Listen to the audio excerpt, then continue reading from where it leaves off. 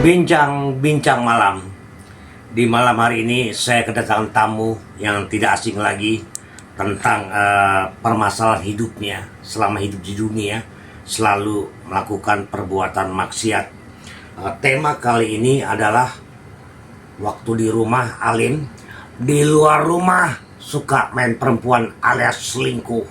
Saya kedatangan tamu yang betul-betul orang yang sudah mulai bertobat, ya sudah tidak melakukan perbuatan maksiat, adalah Bapak Saipudin. Ya, nanti Pak Saipudin dipersilakan kenal kepada para pemirsa di rumah ya.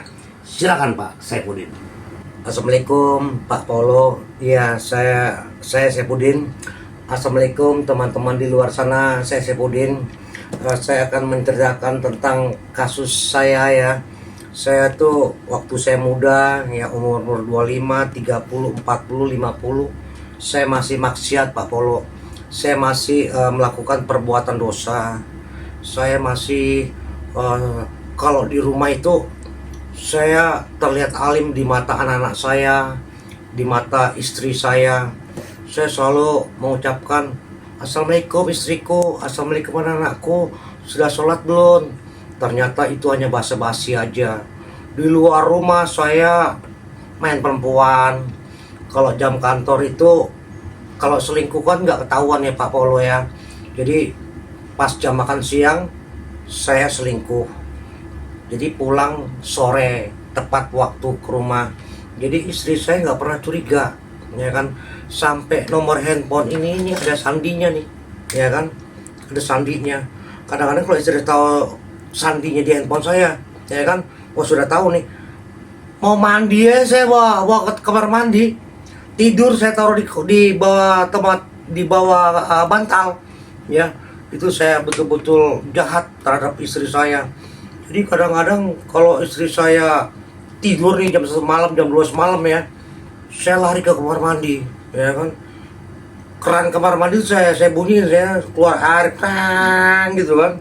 Saya pacaran ya kan, saya janjian, saya bilang, ada kan kayak gini nih, halo sayang, aku kangen sama kamu sayang, nanti kita ketemu lagi besok ya, tadi jam kantor aja ya, jam makan siang, tapi kita nggak balik kantor. Nah, aku selalu mengucapkan kayak gitu. Jadi hampir setiap hari itu saya melakukan perbuatan maksiat. Nah, sekali waktu nih Pak Polo ya, teman-teman pemirsa di rumah ya, saya pas jalan di mall, ya kan, itu pacar saya ya, ngajak ke toko pakaian, ngambil 2 lusin, ya kan, apa aja diborong, ya kan. Waduh, saya betul-betul dompet saya ini agak sedikit krisis juga kan, ya terpaksa pakai ATM saya, ya kan, sampai 20 juta, 50 juta. Terus belum di food courtnya makan itu ya, teman-teman nih Pak Polo ya, makan banyak, dibungkus lagi. Sudah selesai makan nih, minta dibungkus. Waduh, ya kan ya, cukup banyak lah saya pengeluaran finansial saya. Setiap hari saya melakukan perbuatan dosa itu, ya kan. Nah, akhirnya saya korupsi di perusahaan. Jadi uang perusahaan saya ambil, saya colong ya, untuk itu wanita itu. Ya karena saya cinta ya, kok dibilang budak cinta lah, ya kan kayak gitu. Selalu terbayang-bayang apakah dia itu pakai ilmu sihir atau pakai apa gitu Pak Polo ya. Sehingga saya selalu melakukan seperti itu Pak Polo. Jadi saran-sarannya Pak Polo bagaimana ya? Oh begitu ya Pak Saipudin. Jadi gini Pak Saipudin, karena Pak Saipudin curhat pada saya, minta pendapat dari saya kasih pendapat. Jadi setiap perkawinan atau pernikahan itu sakral, ya. Jadi jangan Pak Saipudin mengkhianati istri Anda di rumah, ya kan. Kalau Pak Saipudin selingkuh dengan wanita di luar sana, itu namanya jinah, ya kan. Itu ada dalilnya. Jadi jangan melakukan perbuatan jinah. Itu Tuhan atau Allah SWT tidak suka kepada manusia-manusia yang jinah, apalagi munafik ya, seperti Pak Saipudin ya. Di rumah agamanya kayaknya religiusnya bagus, agamanya bagus ya, sopan santun, tata kromonya bagus, tapi kenyataannya just acting, berpura-pura. Itu dibilangnya aktor atau dibilangnya manusia yang bertopeng. Jadi jangan topeng, lepaslah topengmu. Ya, lepaslah topengmu, itu ada lagu kayak gitu ya. Lepaslah topengmu. Jadi jangan jadi manusia yang bertopeng. Jadi suami itu adalah imam, Pak Syaibudin ya. Imam dalam keluarga yang bisa mengantarkan anak-anak kamu jadi anak yang soleh, bisa mendidik istri kamu menjadi istri yang soleh. Karena tanggung jawab sebagai imam itu sangat berat ya. Jangan melakukan perbuatan-perbuatan dosa, atau sudah mengenal Tuhan, sudah mengenal Allah, tapi melakukan perbuatan dosa. Itu dosa yang sangat besar, dosa yang tidak dimaafkan. Jadi kalau sudah mengenal Tuhan, mengenal Allah, mengenal ayat suci Al-Quran ya, jangan melakukan perbuatan dosa. Saya kasih contoh, orang yang tidak beragama, orang yang tidak mengenal Tuhan, sekali bertobat dia lebih diampuni daripada Pak Syaibudin. Jadi Pak Syaibudin mulai saat ini jangan lakukan itu. Jangan lakukan itu lagi, karena itu perbuatan yang sangat maksiat, yang sangat merugikan keluarga Pak Syaibudin nanti. Sepandai-pandainya topeng melompat, pasti akan jatuh juga. Sangat betul Pak Ustadz Polo. Iya, yang dibilang sepandai-pandainya tupai melompat pasti jatuh juga, itu saya ketahuan Pak Ustadz Polo. Ya, sekali waktu pada hari Senin saya jalan dengan selingkuhan saya atau pada pacar gelap saya di suatu mall ya. Setelah itu saya makan minum di mall tersebut. Ternyata ada wanita yang mengikuti saya ya. Saya pikir itu kayak wajahnya kayak seperti istri saya, Pak Ustadz Polo. Mungkin hanya sama saja wajahnya. Terus saya jalan terus sama pacar gelap saya ya, istilahnya itu kalau dalam bahasa anak sekarang cinta satu malam kayak gitu Pak Ustadz Polo ya.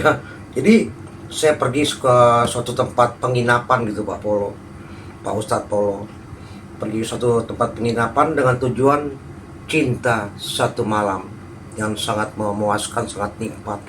Itu saya lakukan dengan pacar gelap saya yang dibilang cinta satu malam.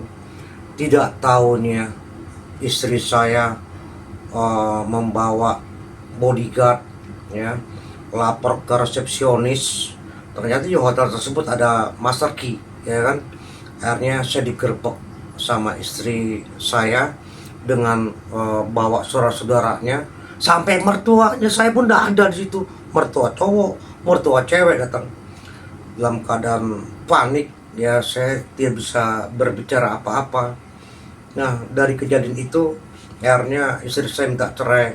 Tapi karena saya bertobat Pak Polo, saya mengakui semua kesalahan saya Pak Ustadz Polo ya, atas perbuatan-perbuatan maksiat itu. Karena saya kebanyakan uang ya, atau saya manusia yang beruang, akhirnya saya menjadi beruang gitu. Karena uang itu bisa membuat jadi hal baik, bisa membuat jadi hal buruk. Jadi banyak uang bisa jadi malapetaka juga, karena uang itu uang haram ya, uang yang tidak halal saya dapatkan. Istilahnya tuh uang setan dimakan jin kayak gitu. Saya lakukan hal seperti itu. Akhirnya saya ketemu Ustadz Polo yang saya hormati. Akhirnya saya mulai sadar. Saya sering nonton konten-kontennya Pak Polo di YouTube tentang perbuatan kebaikan. Dari situ saya sadar.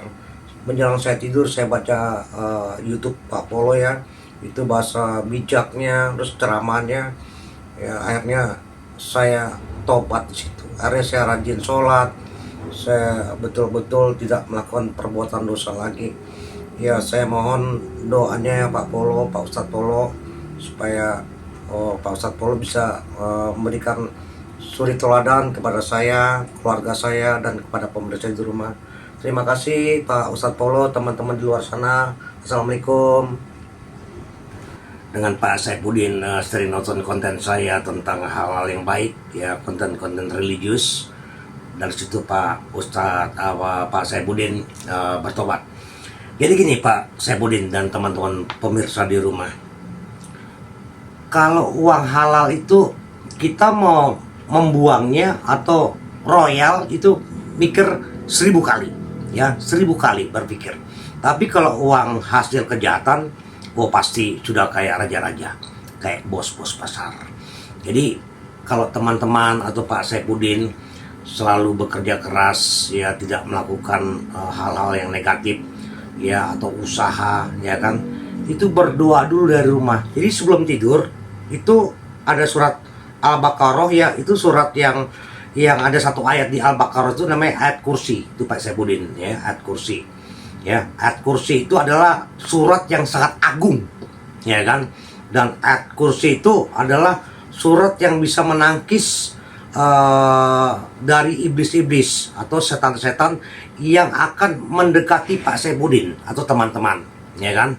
Jadi iblis itu atau setan itu kayak hologram, dia pegang tembus. Tapi sifat karakternya itu yang masuk ke tubuh Pak Saifuddin, sehingga Pak Saifuddin melakukan perbuatan korupsi atau perbuatan maksiat atau perbuatan dosa, itu karena karakter iblis. Jadi sebelum tidur baca ayat kursi dulu supaya setan tidak berani mendekat pada diri kamu, dan keluar rumah atau bekerja baca ayat kursi lagi, ya kan, sehingga Pak Saifuddin untuk melakukan tindak kejahatan tidak jadi, karena ada malaikat-malaikat Allah SWT menjaga Pak Saifuddin yang mengatakan no way, jangan kau lakukan perbuatan dosa itu, ya. Jadi Pak Saifuddin habis sholat harus baca ayat kursi, itu sangat penting, ya. Jadi itu harus dilakukan setiap hari dan betul-betul bertobat 100% Pak Saifuddin, jangan dilakukan lagi, karena upah dari perbuatan dosa itu adalah malapetaka.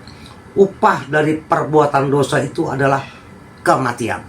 Upah dari perbuatan dosa itu adalah ketahuan akhirnya kan, selingkuhnya, gitu.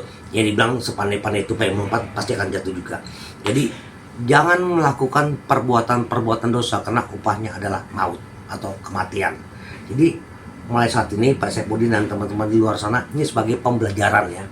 Jadi teman-teman kalau kaya ya sedekah, ya berbagi kepada orang-orang nggak mampu, pada orang-orang nggak makan, ya.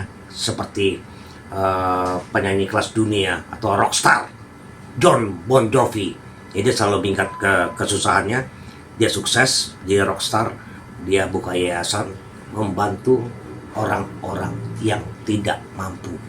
Jadi kalau mencari rezeki itu harus minta dulu kepada sang yang punya rezeki, ya kan, minta dulu, memohon dulu, berdoa dulu. Yang dibilang nomor satu kan Allah SWT, baru urusan dunia, sehingga hidup kamu nyaman di dunia, tidak melakukan perbuatan dosa.